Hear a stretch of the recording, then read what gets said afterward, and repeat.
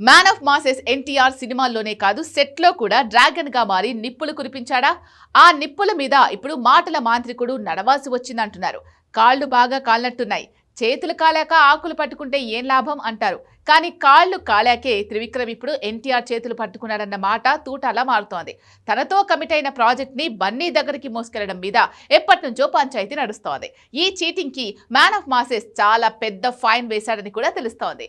దాని ఎఫెక్టే మెగాఫోన్ కి త్రివిక్రమ్ దూరమయ్యే పరిస్థితి అంటున్నారు.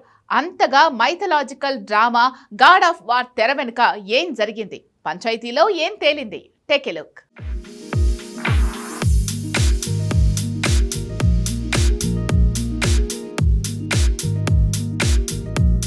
మ్యాన్ ఆఫ్ మాసెస్ ఎన్టీఆర్తో త్రివిక్రమ్ కమిట్ అయిన movie God of War. Lord కార్తికేయని బేస్ చేసుకుని త్రివిక్రమ్ రాసుకున్న పాన్ వరల్డ్ రేంజ్ ఉన్న లార్జర్ దాన్ లైఫ్ అనిపించే కథ ఇది.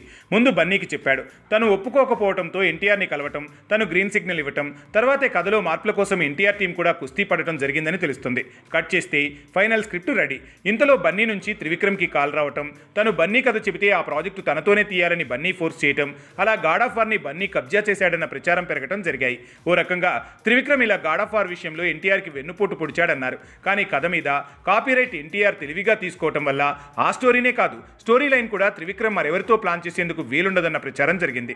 సో గాడ్ ఆఫ్ వార్ని త్రివిక్రమే రాసిన కథా చర్చలు, మార్పులు ఎన్టీఆర్ టీం చేయటం వల్ల కాపీరైట్స్ ఉమ్మడిగా ఉండటం, ఎక్కువ శాతం రైట్స్ మీద కమాండ్ ఎన్టీఆర్కే దక్కడం వల్ల ఆ కథని త్రివిక్రమ్ మరెవరితో చేయలేడనే ప్రచారం జరిగింది. కాబట్టి అక్కడ త్రివిక్రమ్ లాక్ అవటంతో ఇప్పుడు బన్నీతో తను ప్రాజెక్టు పట్టాలెక్కించలేడు. అలానే ఎన్టీఆర్ తనకి ఆఫర్ ఇవ్వలేడు. మరో దర్శకుడిని పెట్టుకుని ఇదే సినిమా పట్టాలెక్కించాలనేది ఎన్టీఆర్ ఆలోచన అని కూడా ప్రచారం జరిగింది.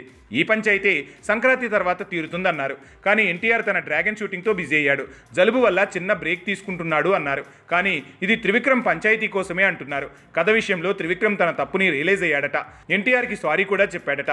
అయినా మ్యాన్ ఆఫ్ మాసెస్ కన్విన్స్ కాలేదనే ప్రచారం జరిగింది. అయితే ఇప్పుడు గాడ్ ఆఫ్ వార్ మూవీ కథని వేరే దర్శకుడితో కలిసి ఎన్టీఆర్ చేస్తే అది త్రివిక్రమ్ కెరియర్నే పూర్తిగా తుడిచిపెట్టే ఛాన్స్ ఉంది. ఎందుకంటే ఇలా హీరోని మోసం చేసిన దర్శకుడిగా తన మీద మాయని మచ్చపడుతుంది.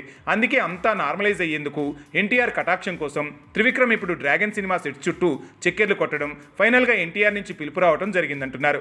మొత్తానికి త్రివిక్రమ్కి ఎన్టీఆర్ స్ట్రాంగ్ వార్నింగ్తో చివరి ఛాన్స్ ఇచ్చే అవకాశం ఉన్నట్టు తెలుస్తుంది. గాడ్ ఆఫ్ వార్ వివాదం సుఖాంతమయ్యేలా కనిపిస్తోందంటున్నారు.